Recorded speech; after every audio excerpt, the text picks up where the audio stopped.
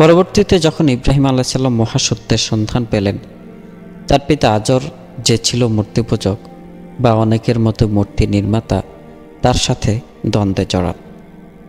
তিনি তার পিতাকে আহ্বান জানান সত্য রবের পথে প্রত্যাবর্তন করতে। যখন ইব্রাহিম আলাইহিস সালাম তার পিতা আজরকে বলেছিলেন, এই প্রসঙ্গে আল্লাহ তাআলা কোরআনে আল্লাহ তার প্রিয় রাসূল সাল্লাল্লাহু আলাইহি ওয়াসাল্লামকে উদ্দেশ্য করে বলেন, আর স্মরণ করুন সে সময়ের কথা যখন ইব্রাহিম আলাইহিস সালাম তার পিতাকে বলেছিলেন, আপনি কি মূর্তিসমূহকে উপাস্যরূপে গ্রহণ করেন? আমি তো আপনাকে ও আপনার সম্প্রদায়কে সুস্পষ্ট ভ্রান্তিতে দেখতে পাচ্ছি।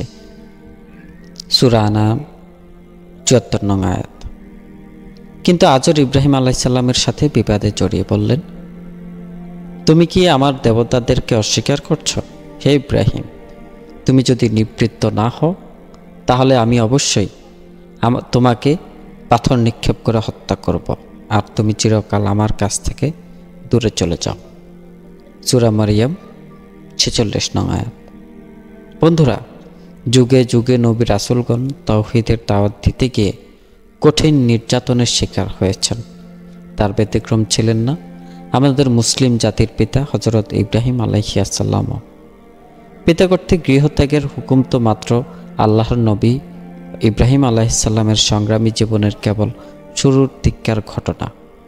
চলুন আজকে জেনে আসি হযরত ইব্রাহিম আলাইহিস সালামের তাওহীদ প্রচারের আত্মত্যাগের সীমানা কতটা সুপ্রশস্ত ছিল।